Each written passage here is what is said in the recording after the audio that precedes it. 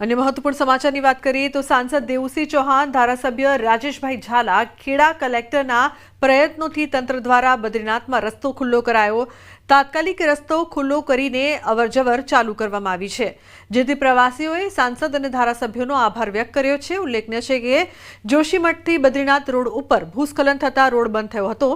Kheda कपड़वंजना प्रवासीओ Badrinath road पर फसाया हता, जेथी सांसद देवसिंह चौहान और धारासभ्य राजेशभाई झालाए प्रवासीओनो संपर्क करी टेलिफोनिक बात करी मदद करवा खातरी आपी हती।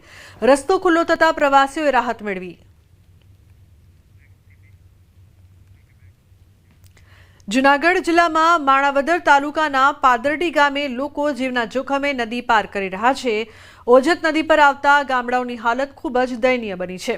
ओजत नदी परनो पुल 3 वर्ष पहला तूटी गयो हतो। अत्यार सुधी आ पुल बन्यो नथी।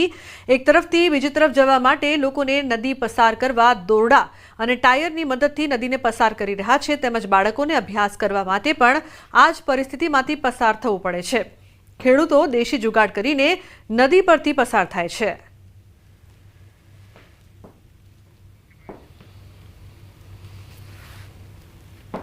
पुल तूटी जवाथी रस्तो बंध थई गયેલો છે અને અમારે અહીંયા ટાયરની મદદથી આ બાજુ ઓલા કાંઠે જવું પડે છે અને નાની મોટી ચીજ વસ્તુઓ માટે પણ ટાયરમાં બેસી અને જવું પડે છે। હોસ્પિટલે જવું હોય તો પણ ટાયરમાં બેસીને જવું પડે છે, સ્કૂલે જવું હોય તો પણ ટાયરમાં બેસી અને જવું પડે છે। અમારે 2 વર્ષથી આ ભૂલ પડી ગયું એની સમસ્યા છે, એટલે અમારે જો કાયમી જવા આવવાના દોરડાની રીતે જ જવાનું ને આવવાનું। જો આ પાણી હોય તો અમારે તો ઈ પોઝિશનમાં જવાનું રહી ને। બીક તો લાગે પણ શું કરવું, અમારે અહીંયા કામ હોય અમારે ખેતીમાં, રસ્તો બીજો કોઈ છે જ નહીં।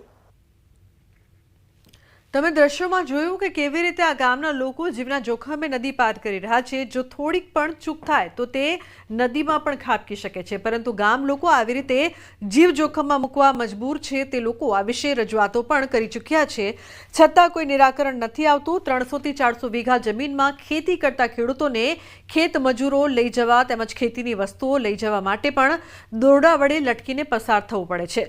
આ ઉપરાંત જ્યારે પણ કોઈને મેડિકલ ઇમરજન્સીની જરૂરિયાત હોય તો આવી જ રીતે દર્દીઓને પણ લઈ જવાની ફરજ પડે છે।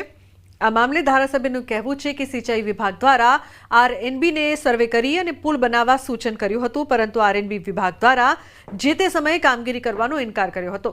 બાદમાં ગત વર્ષે ઘેડ વિકાસને લઈને 1500 કરોડની યોજના સરકાર દ્વારા બહાર પાડવામાં આવી છે, જેમાં આ પુલનું કામ પણ આવરી લેવાયું છે।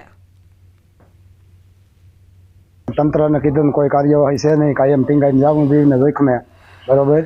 અને કે તો કઈ કે થઈ જાય તમારું પાસ થઈ ગયું, કોઈ જવાબ દીધો ને 3 વર્ષ હજી આ પોઝિશનમાં હાલવાનું રહે। બાળકોને ઉશ્કેલે જવું તો આ જ રસ્તો, બીજો રસ્તો નથી, બરોબર। અમારો પાદરડીનો આ ખારસ વિસ્તાર તરીકે ઓળખવામાં આવે છે।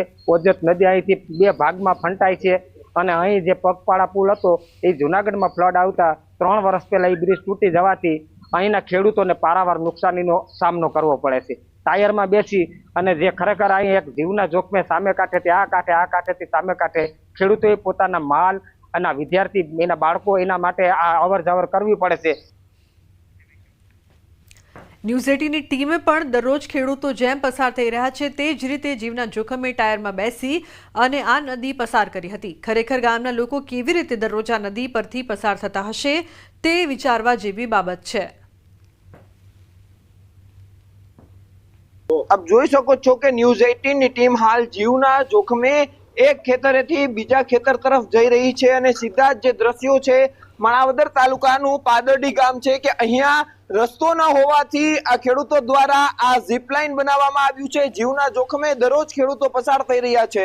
છેલ્લા 3 વર્ષથી માંગ કરવામાં આવી છે, પરંતુ કોઈ માંગ ન ઉકેલાતા અંતે ખેડૂતો જીવના જોખમે આ જ રીતે પસાર થઈ રહ્યા છે। ત્યારે ન્યૂઝ 18ની ટીમ પણ આપને બતાવી રહી છે કે કઈ રીતના દરરોજ ખેડૂતો અહીંથી પસાર થઈ રહ્યા છે। ખાસ કરીને છેલ્લા 3 વર્ષથી અહીં જે એક રસ્તો આવેલો છે ખેતરનો તે ધોવાઈ ગયો છે। અનેકવાર રજૂઆત કરવામાં આવી છે, છતાંય કોઈ કામગીરી થતી નથી, જેના કારણે ખેડૂતોએ જીવના જોખમે પસાર થવું પડે છે અને તેના માટે આ દોરડું બનાવી અને એક ખેતરથી બીજા ખેતરે જે વૃક્ષો છે તેનાથી આ દોરડું બાંધવામાં આવ્યું છે અને આ ટાયરથી એક ઝીપલાઇન ટાઈપનું બનાવવામાં આવ્યું છે, પરંતુ આ ઝીપલાઇન નથી, જીવનું જોખમ છે।